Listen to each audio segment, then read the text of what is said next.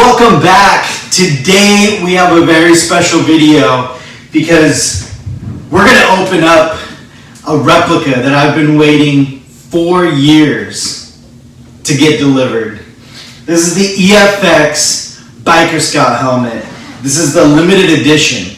So a little background, about 4 years ago, the EFX company announced that they were going to release a exact replica, from the molds of the Biker Scout helmet. They're going to offer two. They're going to offer a limited edition and a legend edition. The legend was going to come with the little blaster. Immediately, I got super excited because it's literally one of my favorite characters, is the Biker Scout. So I jumped on EFX. I literally, as soon as it went on pre-order, I jumped on, I bought a legend, and I bought a limited because I wanted the blaster. Now, fast forward, a few months later, when there's no communication from EFX, there's really no real progress on it. I decided to cancel my order through EFX, and I placed it through Toy Wars. I believe it might have been Redford Films back then, but now it's called Toy Wars. So, fast forward 4 years later, and EFX finally started shipping out the limited edition helmets.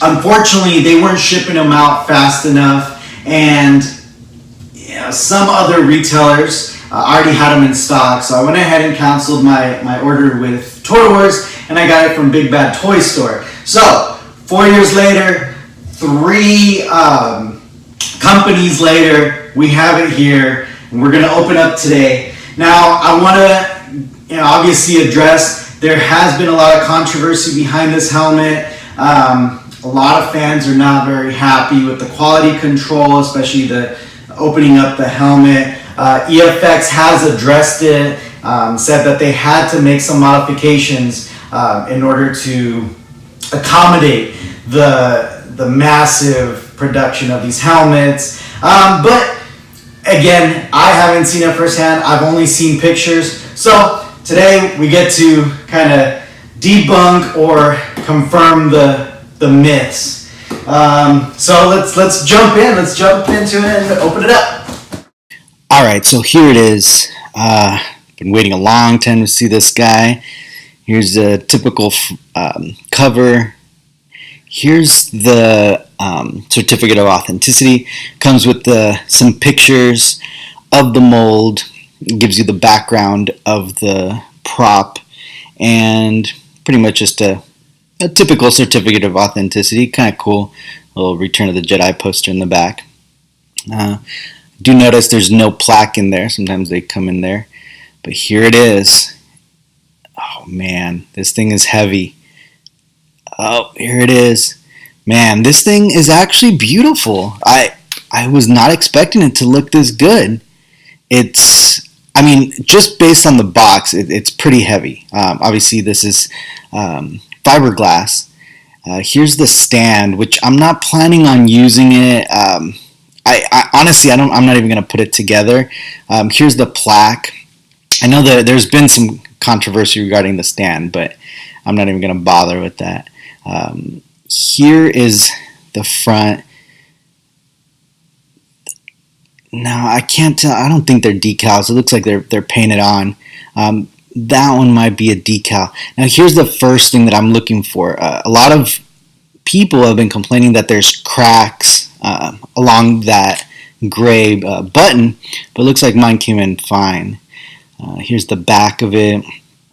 Overall, it's looking good. I mean, I'm really, not that I'm surprised because EFX makes great products, but it looks pretty good. Here's that little gap that's been around the internet, and here's the moment of truth, right? This is the biggest complaint from people, is the gap, the visor gap. It's definitely there, all right? So, a lot of people have been saying, oh, it's an angle. People have been taking pictures at a different angle. You could see it regardless what angle you're at. You could definitely see the gap. I'm going to go ahead and just get on a ladder here just to even give you more of an aerial view. So then that way, it's not saying that it's at a specific angle. So here I'm about maybe like 3 feet above it, 4 feet maybe.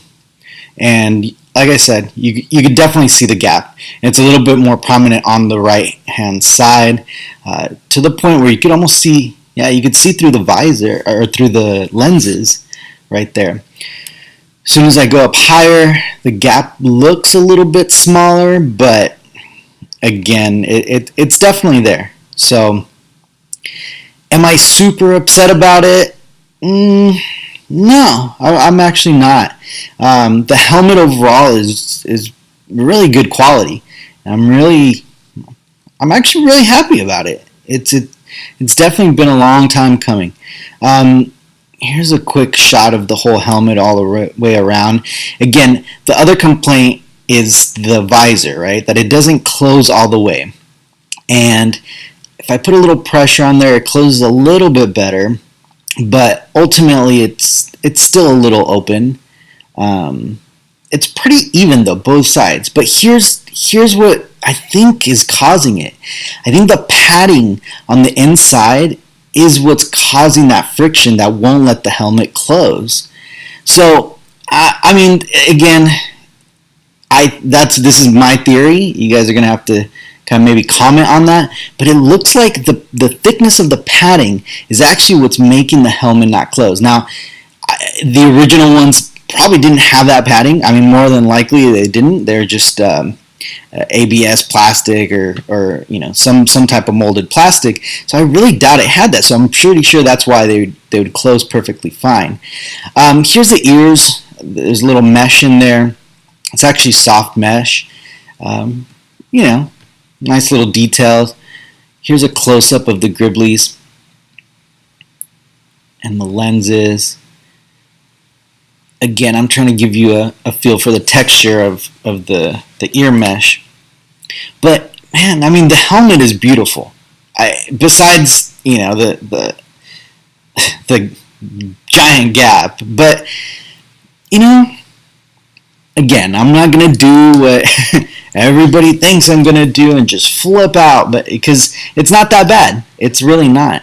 Here's the interior, the padding of it. Again, just standard padding from most EFX helmets. The face mask is also padded. Again, I really think that padding is what's causing the helmet not to close.